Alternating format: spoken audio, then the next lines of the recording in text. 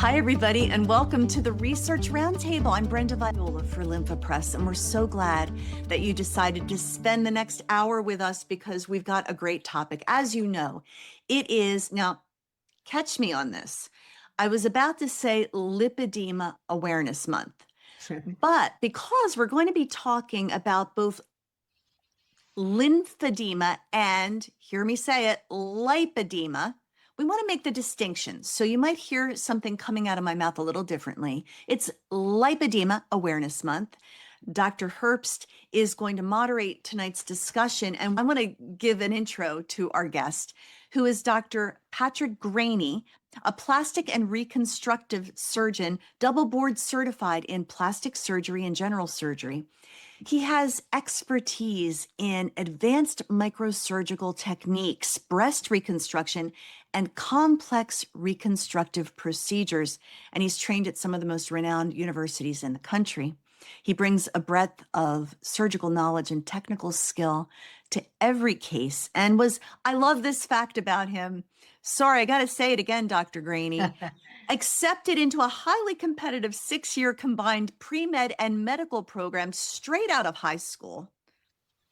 Says a lot about him. He knew he wanted to be a doctor for always. A repeated top doctor and top cancer doctor recognized across New York, New Jersey, and Pennsylvania. So we're going to have a great conversation. I'm going to disappear in a minute, but I do want to remind everybody this is being recorded. It will live on the Lympha Press website. We see all the hellos coming in from chat. We are so delighted that you all joined us. And if you do have questions, don't put them in chat. Put them in the Q&A. Dr. Herbst will get to them as soon as she can weave it in the conversation for all things lymphedema and lipedema. Such a great conversation. I shall disappear. Take it away, Dr. Herbst. Thank you so much, Brenda. And Dr. Greaney, thank you so much for coming. It's just a thrill to have you here during Lipedema Awareness Month. Thank you for having me. So I first just want to ask you kind of what is your day like? What do you do? Kind of give the audience an idea of how you are as a plastic surgeon and what kind of patients that you see. Do you see both patients with lipedema, lymphedema, venous disease? Sure. The vast majority of my patients are both lipedema, lymphedema, and also complex breast reconstruction and microsurgical patients. Awesome.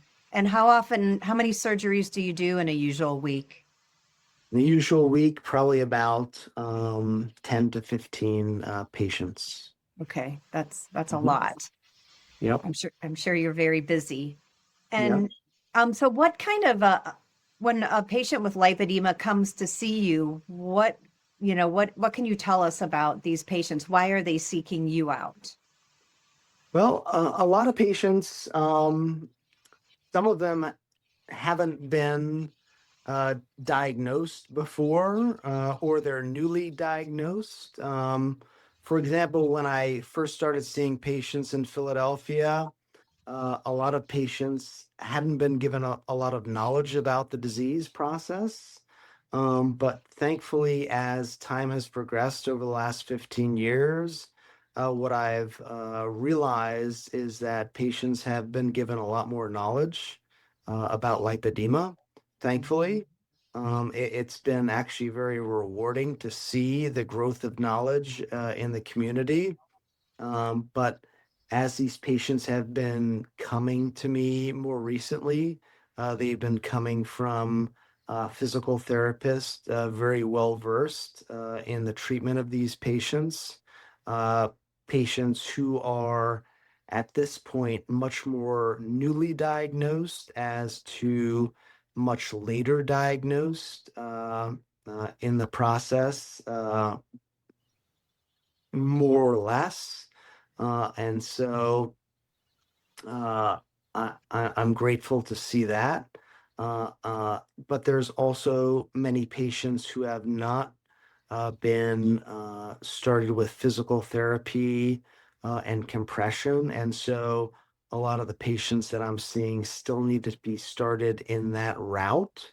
And so, we have a whole group of patients and a whole staffing in our office that is able to help these patients along the pathway to surgical intervention should they need that. Awesome. And what kind of surgeries do you perform on a patient with lipedema if they're ready and they've done all of their conservative therapy? Sure. So once they're ready for surgery, the vast majority of patients are candidates for liposuction, but it's tailored to each patient's specific needs and the stage of their disease, and it's based on their health, their age, their comorbidities, things like that. And so the liposuction is based on the area of their disease, the grade of their disease, the severity of their disease, and the volume of their disease.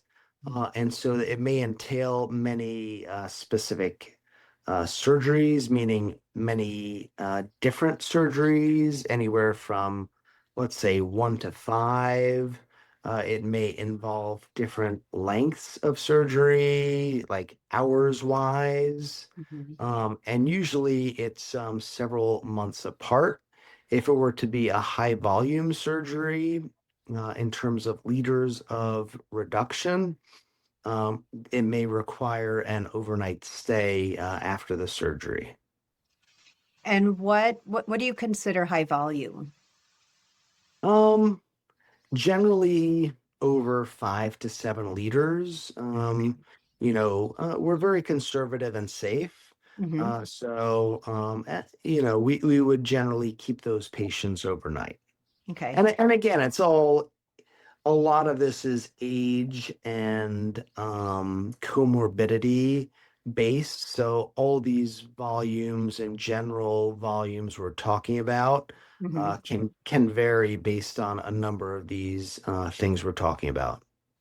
I like that you personalize it. It has to be, right? Yeah, it has to be. Exactly. Absolutely, yeah.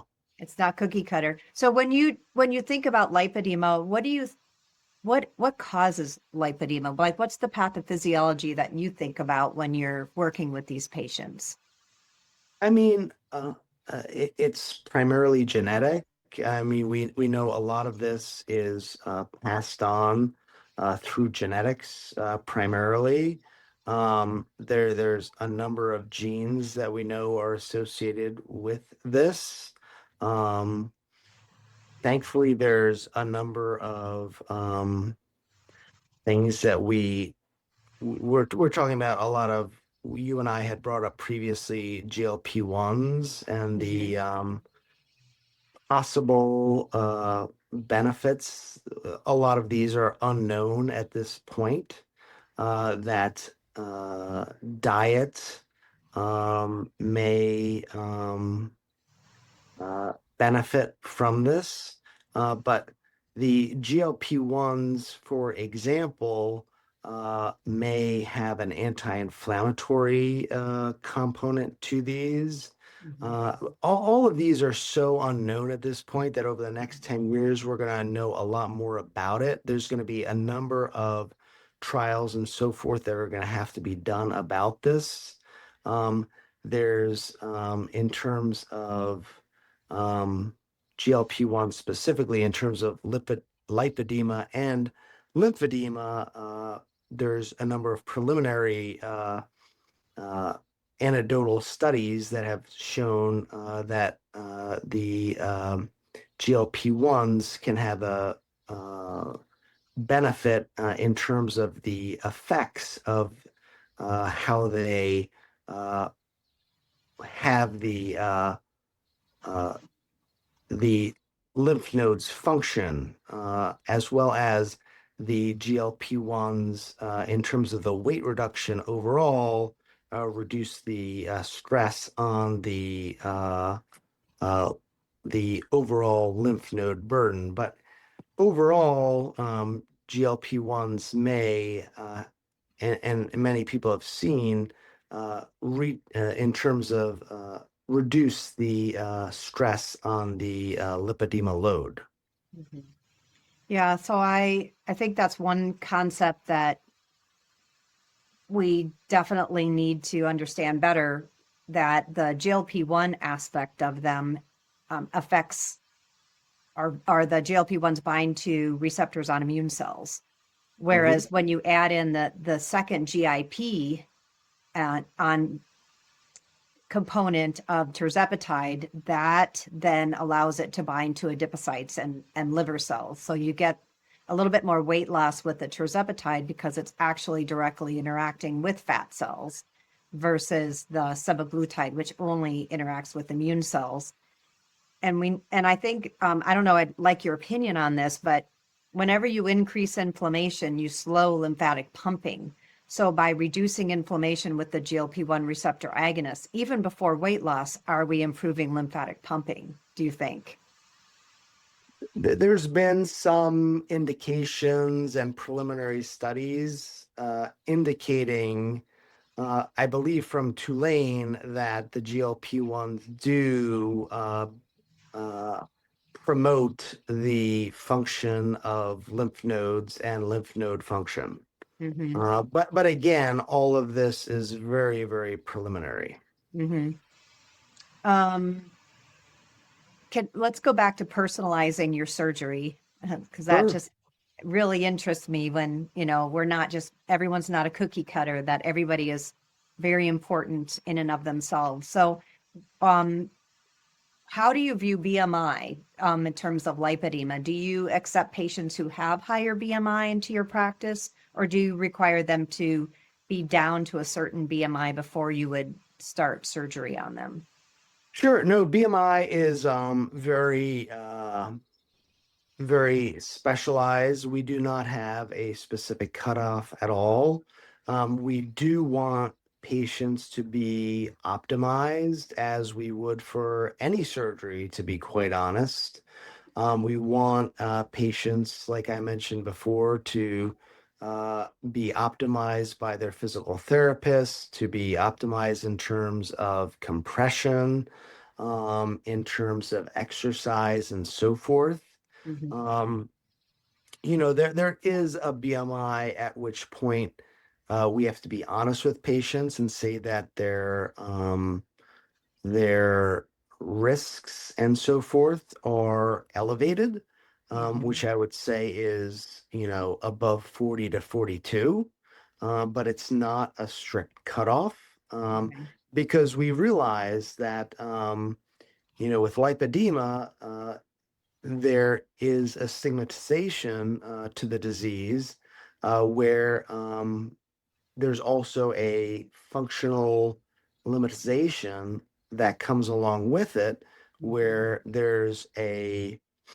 uh, there's fibrosis of the joints of the knee and the ankle and so forth, Mhm. where patients may not be able to reach an ideal BMI. Mhm. And so each patient is treated individually. But once the patient reaches an optimized point, that we would certainly consider them for surgery, even if they are not at what would be considered typically an ideal BMI. So you mentioned fibrosis, and we know that is a big component of lipedema tissue. How do you optimize the tissue prior to surgery, besides everything that you've mentioned, the conservative therapy, diet, exercise, even GLP-1s? Is there anything else that women can do to reduce down that fibrotic component to make surgery easier? I mean, a lot of it is for example, the compression, the massage, the um, physical therapy, all those things. But a lot of it does come down to the surgical component. So I think the surgical component is one of the more important, not the most important, but we can achieve a significant improvement with the liposuction, and during the liposuction, we pay a significant amount of attention during the surgery to the reduction of the fibrotic component of the fat in those specific areas, which contributes significant improvement to mobility postoperatively to all our patients. Mm-hmm. Yeah, so that's one of the things that I do is continuously look for ways to reduce fibrosis to soften up the tissue. And Sure. we use a couple of supplements for that. But when you're doing your liposuction to remove the fibrotic component, um, how do you do that? Like, how do you get the fibrotic tissue out through the cannula? Do you just break it So up?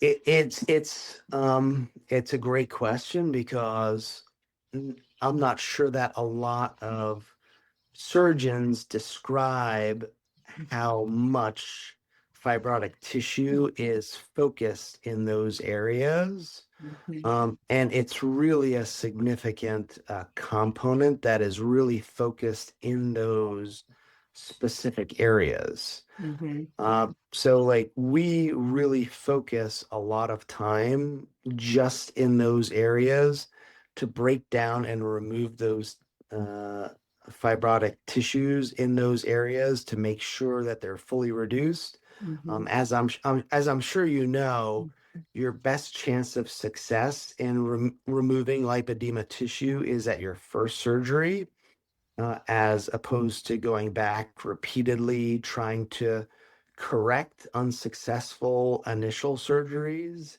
And so doing it right the first time is sort of imperative. mhm. So there's a couple questions from an audience member, and they ask, does reduction surgery for lipedema in the upper arms help with cervical spine and shoulder issues? So I would have to say that's a complex question, and it depends on pre-existing issues. So it depends on other comorbidities. It depends on cervical spine issues that you've had before. It depends on previous imaging studies you've had before, breast hypertrophy, macromastia, breast enlargement, things like that. And so it's hard for me to give a blanket answer for that, is the honest answer. Yeah, I mean, we do know that the arm tissue in lipedema can become very heavy, making it Under, difficult for you to blow dry your hair, brush your hair, just reach above your head. So it would make sense that it could potentially affect the way you stand, your posture, the way you walk. So if on a true or false test, I would answer probably yes, but it would depend on the person. I would say 100%. There is a likelihood. Um, but as a plastic surgeon, I also do a large number of breast reductions. For example, totally different scenario. Um, Right. but when breast reduction patients ask me the same question, completely different disease process, Hmm. and they ask me, will this breast reduction help me with my back pain and my cervical pain? Yes. And I cannot give in truth and honesty a blanket answer and say this will solve your back problems, your neck problems, Right. because neck problems specifically are long-standing problems, and they build over time. Uh, Absolutely. they develop osteoarthritis, which become chronic problems that reducing weight on your chest and your arms don't reverse long-standing cervical problems. They may relieve them to some degree. And so, yes, the answer would be that they provide some relief, but they don't reverse damage already done. So if you have lipedema in your arms that's been long standing for, let's say, 20, 30 years, and this has been going on since your 30s or 40s, and this has been a long standing problem, you may experience some degree of relief if you have on imaging uh, visible damage to your C-spine. This may not be something that you'll get 100% relief for. Agreed. The same person asks, if a woman has a belly apron from having twins, can this add to lymphedema risk in the legs if a tummy tuck is not done?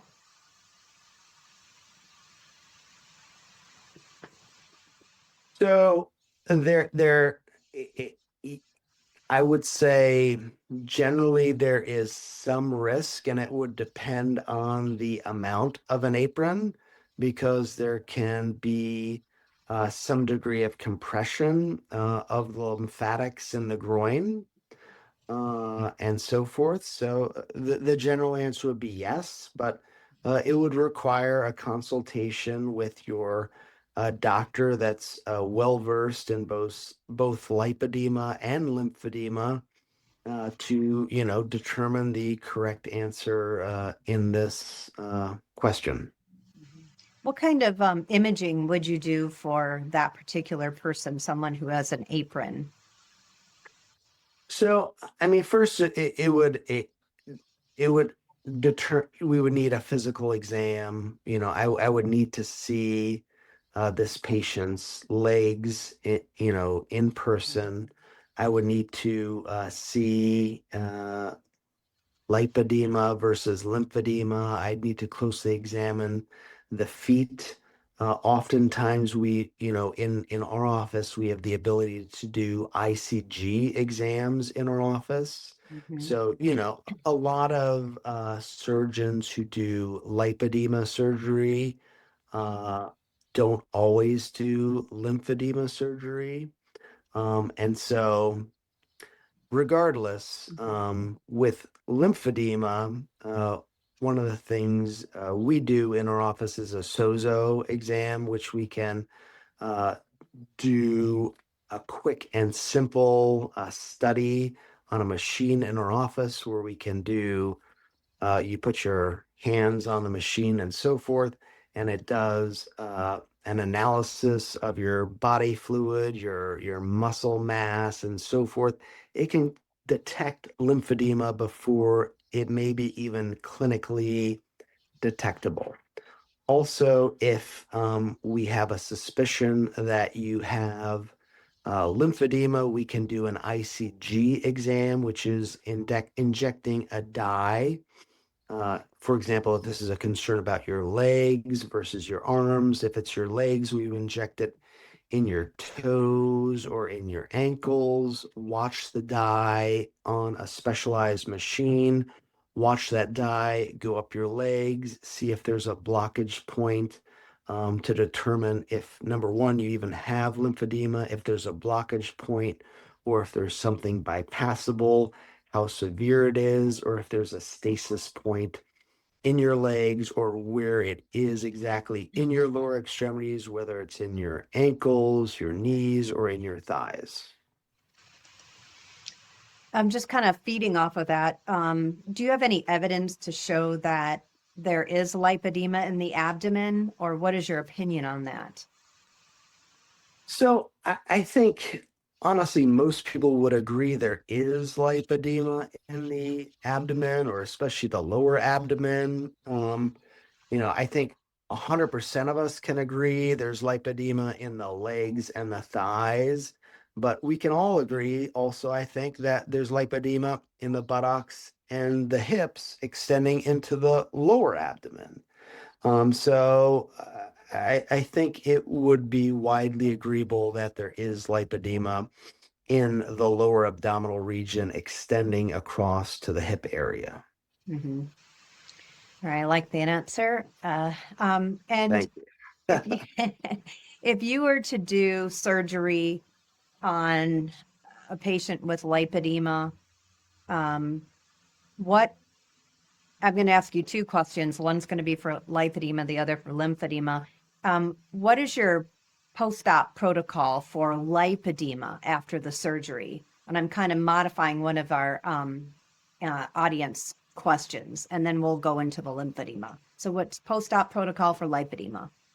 Sure. So for lipedema, we work with a number of our physical therapists, but it's a 24/7 compression.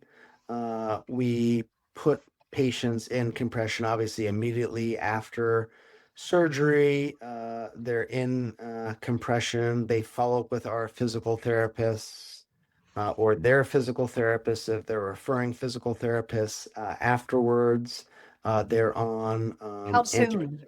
How soon can do they they get? follow, Yeah. sorry, do they follow up with their physical therapists? Yep. How quickly? Oftentimes the next day or the day after, they require dressing changes. If they're staying overnight, they'll get dressing changes the same night. And then the following morning, oftentimes there's some exudate or some tumescent solution that drains from the drainage sites where we inject that needs to be changed. And then oftentimes they'll follow up with their physical therapist the next day or the day after. And you actually have them performing manual therapy. Yeah, they're That's amazing. nice. That's Absolutely. awesome. Yeah, Okay, yeah. I like it. And what about for lymphedema? So I would imagine for lymphedema, you're, doing maybe a lymphovenous bypass. What is your post-op protocol for lymphedema therapists? So lymphedema is similar but a little different. So for lymphedema or a lymphovenous bypass, there's usually one or two sites where we're doing a bypass. We're doing the ICG dye to identify, we're usually doing the ICG dye to identify the site for bypass in the office preoperatively. Uh, we're doing all the workup preoperatively. We're bringing them to the operating room. We're doing the bypass. We're doing an initial ICG dye, plus the high frequency ultrasound in the operating room to identify a vein to bypass that lymphatic tube. We're doing the bypass. It's usually one or two bypasses. Will almost never do more than two bypasses. Then they'll be wrapped up. There'll be markings identifying the sites of the bypasses as we put Curlex and Ace wraps over the upper or lower extremity, whatever it may be. They're oftentimes discharged the same day, or they're almost always discharged the same day, unless they have a comorbidity. And then again, they're following up with their physical therapist very frequently a day or two afterwards. We have a highly reliable group of physical therapists that we work with, and they're starting massage, making careful that they're not putting too much pressure or stress on that extremely delicate lymphovenous bypass. That's sort of the key afterwards. And then, elevation is extremely important with the lower extremity as well. So when you do all of these surgeries, both with lipedema and lymphedema, how is insurance coverage? Is insurance covering all of these surgeries? I would say the vast majority. There's always exceptions. I don't want to make a blanket statement. There are exceptions, but our practices works extremely hard to obtain coverage for all these procedures. Yeah, Mhm. That's good to hear because absolutely. in the beginning it was a little bit harder to get No, I, insurance. I I I remember 15 years ago, especially with lipedema patients, it was extremely difficult. And Mhm. I was in Philadelphia at the time, and trust me, it was extremely difficult. There's another question. What level or class of compression do you recommend for post-op lipedema? So that's a great question, and we defer to our physical therapists. Mhm. almost exclusively to recommend the best level of compression individualized for each of our patients. So is it usually, I mean, can you like kind of average guesstimate? Is it a 20 to 30 millimeters of mercury garment usually? That is generally what it is, but Mhm. it does vary It's time to gonna time. vary. Yeah. Right. But yeah, I would say 20 to 30 is what I see most often, but not always. And does your office provide those for the patient through the, Actually, m- m- a lot of our patients come to surgery with specific garments provided by the physical therapist, okay, often with specialized ankle padding provided by the physical therapist. Like nice. they are incredible. Awesome. And is No, there, so there's no preferred garment necessarily? no, Okay, there's not. There's not. perfect. So I'm interested in your kind of your view of the future. So where do you see treatment for lipedema going? Obviously, we've mentioned GLP-1 receptor agonists. You do liposuction, but do you see anything in the future to give hope to women with lipedema? So I think as you just mentioned, I think GLP-1s may be the most exciting preview into what the future holds. I think combining drug and endocrine treatment with surgery is probably the future of treatment of lipedema. Mhm. And also, we've got new peptide hormones coming out, like retatrutide is coming out, and I just read about peptides all the time, just one right after another. It's a little Same, overwhelming now. absolutely. Yeah. So I I, am I I'm excited about that. Yeah, I think drug and endocrine treatment combined is that's going to be the wave of the future. So I'm very excited. Great.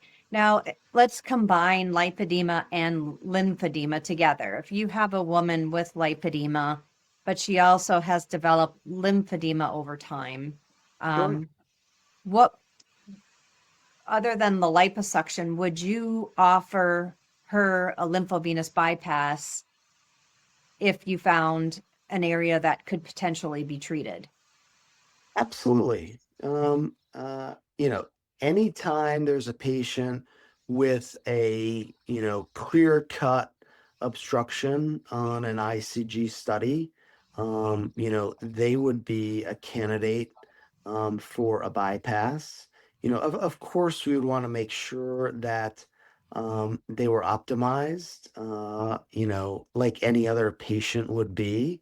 But uh, otherwise, if they were, if we felt that they would benefit based on their ICG study, yes.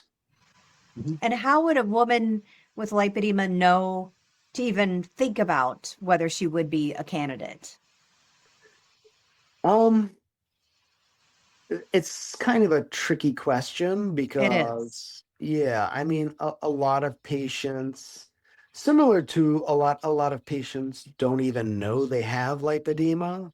Um, a lot of patients, most, uh, it becomes even more of a gray area between lipedema with lymphedema.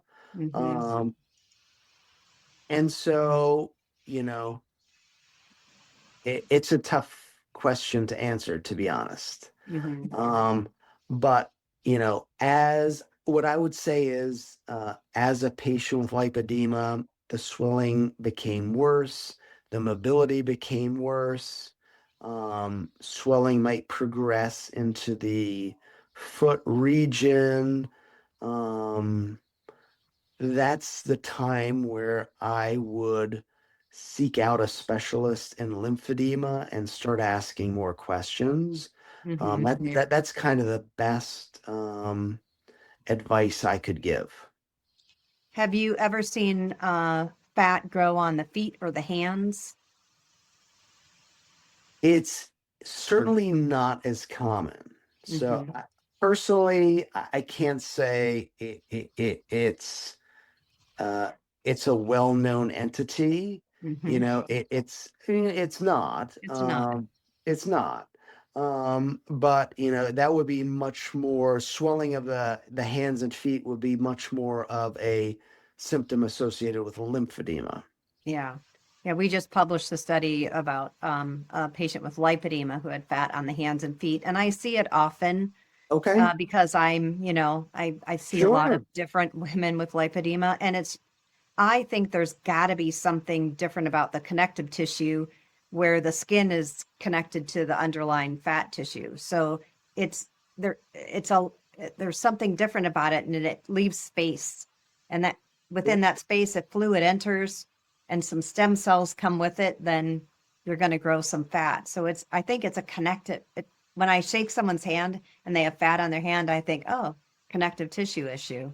Sure, And sure. I wish I knew the gene or genes responsible for that, but not yet.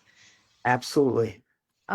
So what kind of patient, um, this is from Sandra Willis. She's asking what kind of patient would be an inappropriate referral for liposuction? Are there any patients that you wouldn't do liposuction on? Um, so I mean, there are patients who um have too many comorbidities, for example, you know, heart problems, lung problems, um, patients that refuse to go through the steps for optimization, refuse to go through physical therapy, compression, decongestive therapy. You know, those are patients that if I can't get them through the door to a physical therapist and I know they won't have the appropriate treatment post-operatively, that it's just not safe to do the surgery. I mean, that would be my first and foremost answer to that question. Okay, understood. So this is a question from Sherry Jackson. If a patient comes to you, they have a lot of lipedema tissue in their thighs. It's very hard for them to walk. They're falling. They're already in physical therapy. They have a Lympha press that they use twice a day. What would you think about, or what would you consider? What kind of plan would you consider for that patient? Sure. No, that's a great question. I think that would be a patient ideal for a staged approach, obviously. And it would have to be a multi-staged approach. I would have to see the patient. They would, again, it sounds like they've been well motivated, well looked after by a physical therapist. But I would have to see the patient in person. I would have to make sure that we had a good plan together, and it would be a multi-staged approach.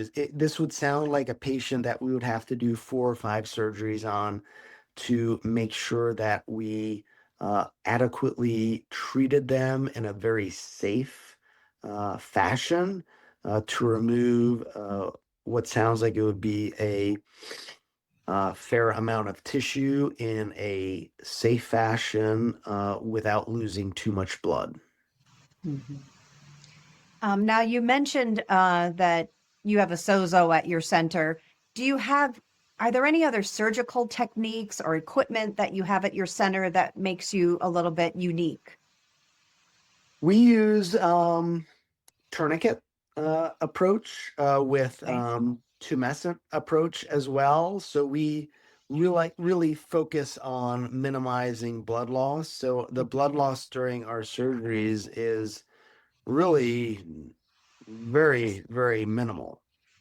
So to us, it's all about using the safest techniques, a very patient focused techniques like we just talked about with this last question.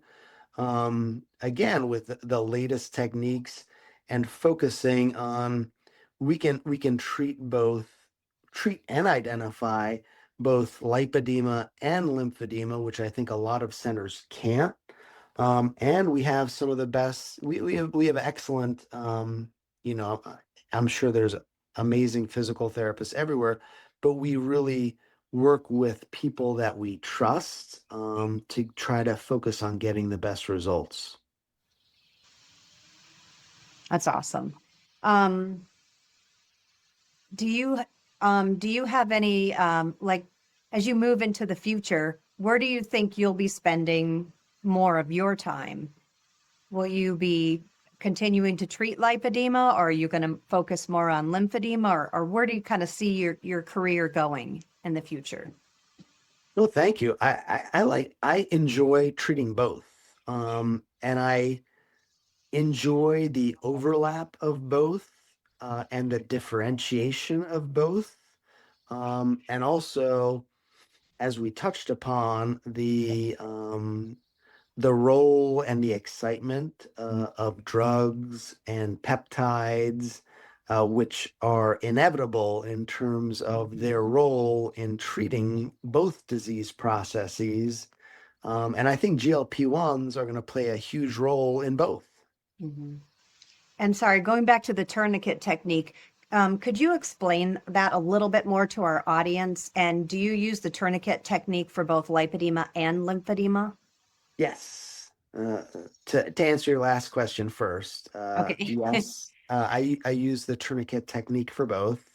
Um, so for both, lipedema and lymphedema, the tissue, it's not, as almost all of us know, I'm sure, this tissue it's not cosmetic liposuction.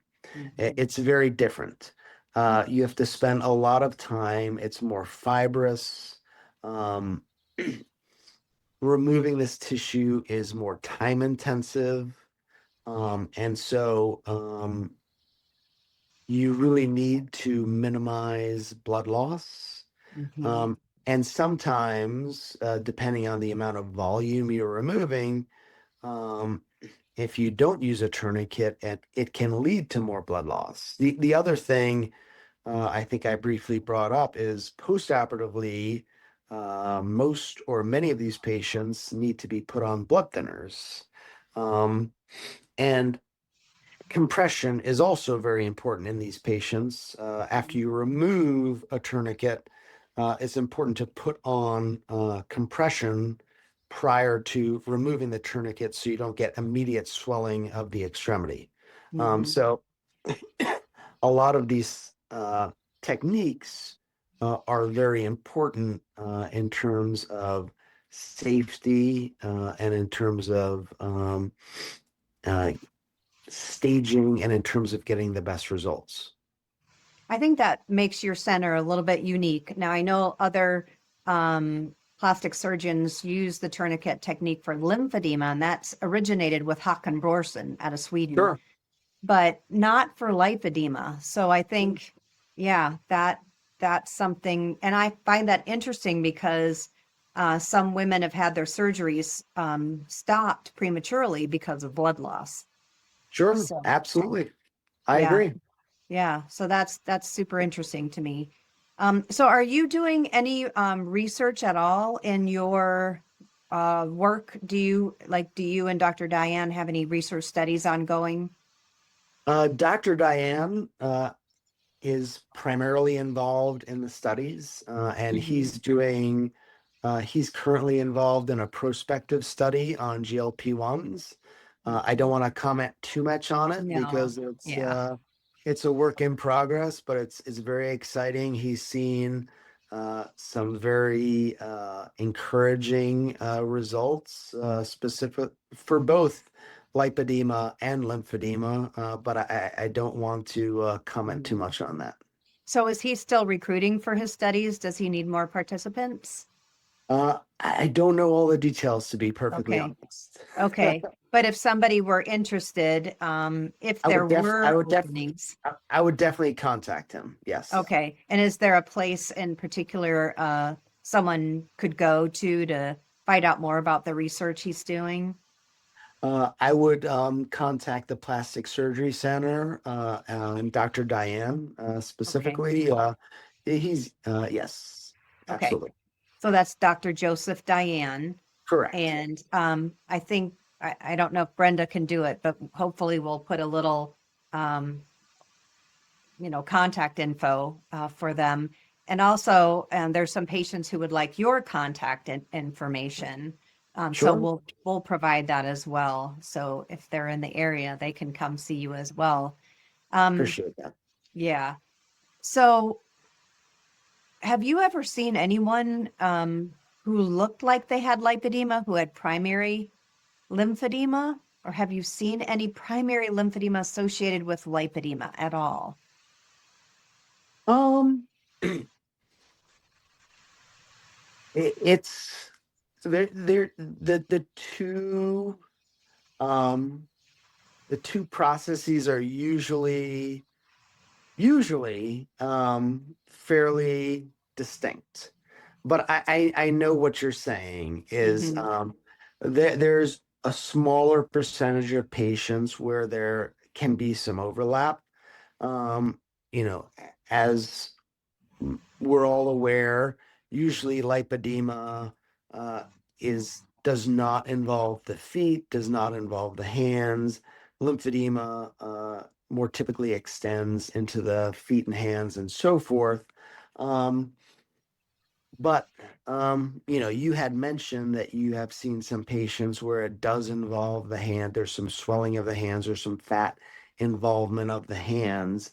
I have not seen a significant number of patients where that's the case. Hmm. But what I'm excited about is I do use the Sozo machine on all my patients, both lymphedema and lipedema. Hmm. And so what I'm excited about is not only can I see, for example, the fat distribution or the fluid distribution pre and post-op for all my lymphedema and lipedema patients, but maybe I'll be able to discern those differences in those patients that I may not recognize that difference in. Hmm. Yeah, that's the subtle, Exactly. yeah, the subtle fluid shifts that you see. Yeah, and what I like about the Sozo, it's bioimpedance spectroscopy, and it's quality controlled for every single scan that you do. And Exactly. yeah, when you get a bad scan, and there may be different reasons why you can't get a good scan, but that's pretty rare. But I like the quality control with that piece of equipment.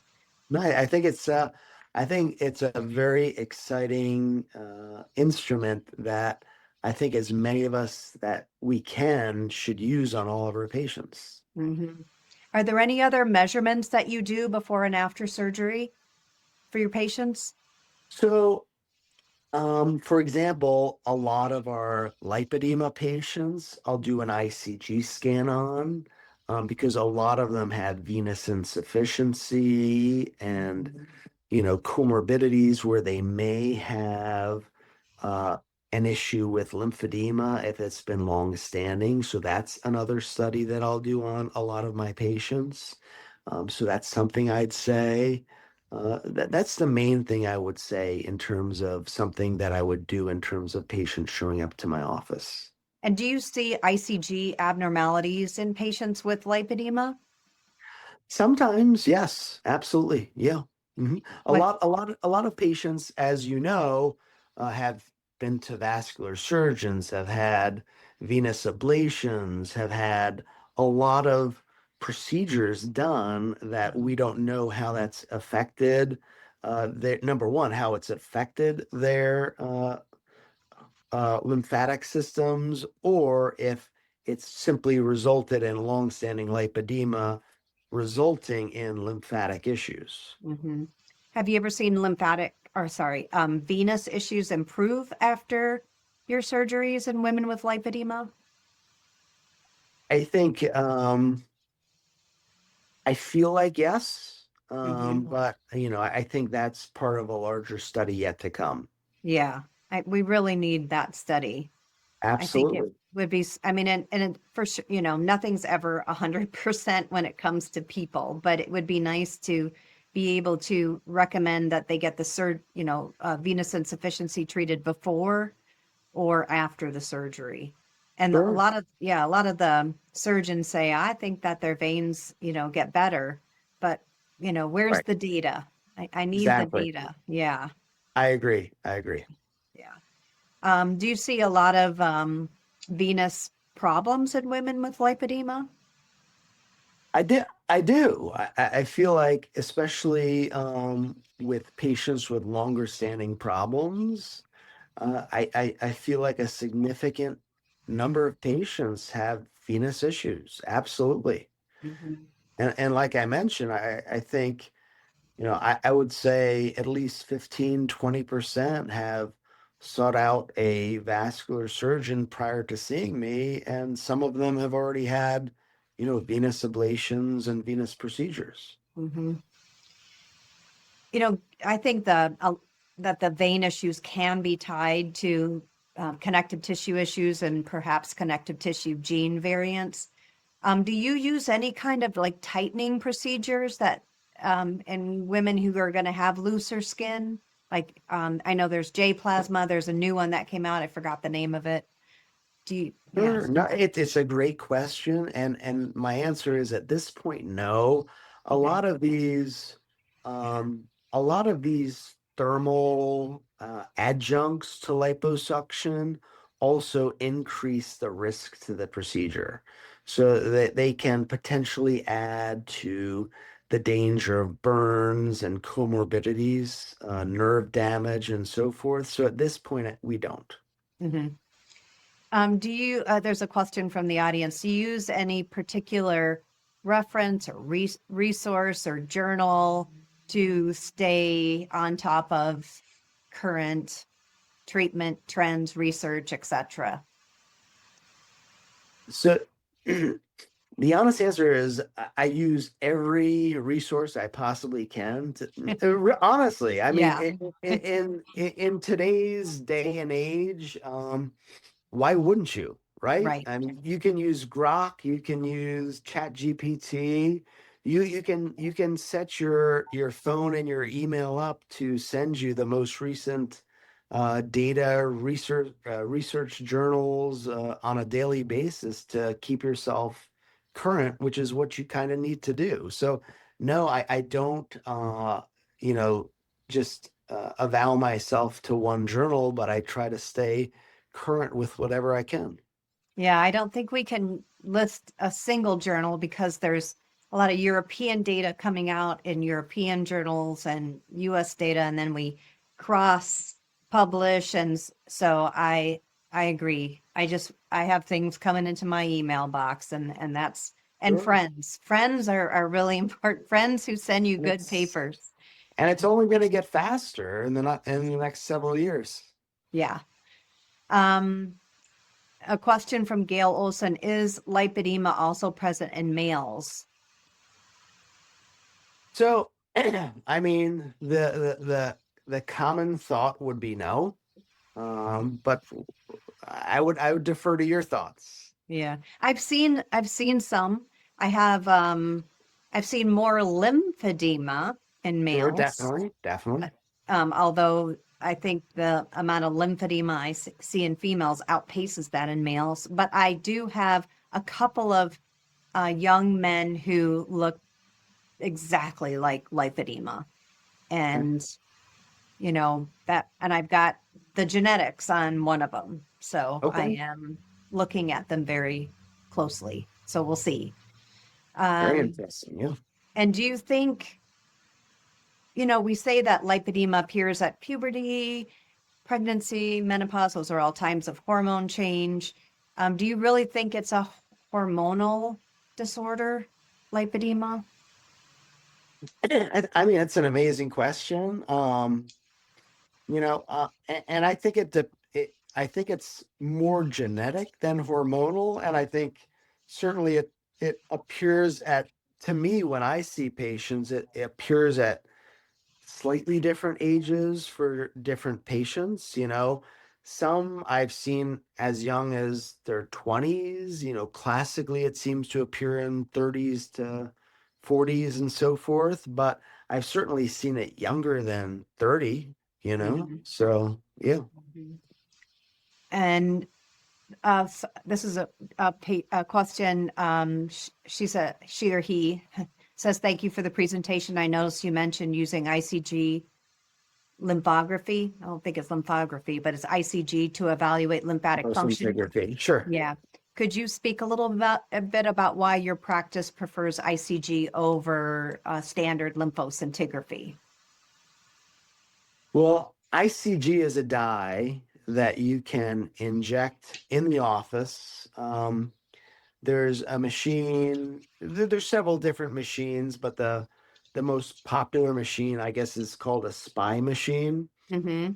And you can inject, and with a handheld, I'm trying to simplify it in layman's terms, but you can use a handheld machine monitor and look at it on a screen and literally watch the dye track up the lymphatics. Mm-hmm. And depending on upper extremity, lower extremity, identify the blockages where they exist and where they may be bypassable. So yeah, Um, I wish we all had ICG, honestly.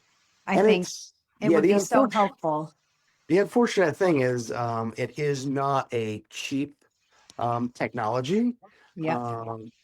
And so, for example, this spy machine, is out of the reach of a lot of offices, and it's generally only accessible in the operating room.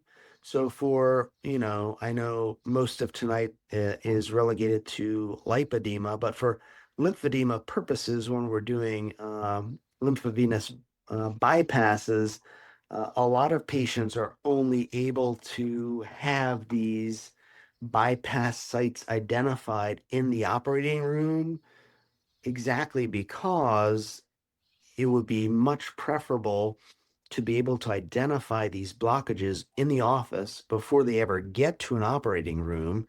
Number Mhm. one, to see if there are even bypassable sites that can be identified if they are bypass candidates, but instead they are told they have lymphedema, that we're going to try to bypass you. We're going to take it to the operating room, see if we can find something.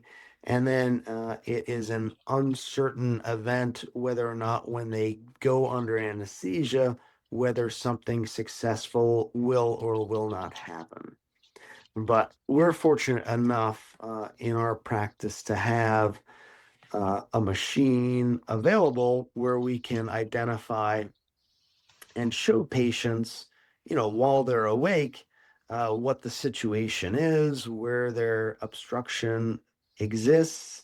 And if there is no obstruction, tell them before they're under anesthesia and not have an unnecessary operation. Mhm. I think that's terrific. And Yeah, again, it's ideal. I wish more of us had ICG and we could assess patients before we send them to plastic Sure. surgery. Yeah, and also to do manual lymphatic drainage, especially when, I've had a lot of patients who've had C-sections where all of a sudden they develop a pouch on their lower abdomen. And I think their lymphatic drainage is a little messed up in that area. And it would be great to be able to visualize that and figure out the right paths for lymphatic drainage to reduce that tissue down. Sure. That's my hope for the future, is to have handheld ICG machines. That would Sounds be good. awesome and amazing. And we are at the 1 minute mark to close this down. But I have to say, thank you to those of you who attended the live. Your questions were wonderful. Your chat was wonderful. We appreciate you so much. And Dr. Greaney, it was awesome to have you here. Do you have any final words for the audience? No, I appreciate everybody's time and all the amazing questions. They were great questions. And Dr. Herbst, to close it out, what would you like to say? I want to say that I wish everyone a happy and wonderful Lipedema month. I think this month is for education and awareness, and I thank Lympha Press for being such a great sponsor and for getting the information out to so many people month after month. And I also thank you, Brenda, for being such a great hostess. Oh, it's my pleasure. It's a joy. And we do And thank love, you, Dr. Greaney. yes, Dr. Thank you both Greaney. of Enjoyed you. our conversation. Yes, it went by Me really too. quick. It always It does, did. really It quick. And we'll did. see you again next month at the Research Roundtable. Everybody have a great night. We'll see you next month. Bye-bye. Bye.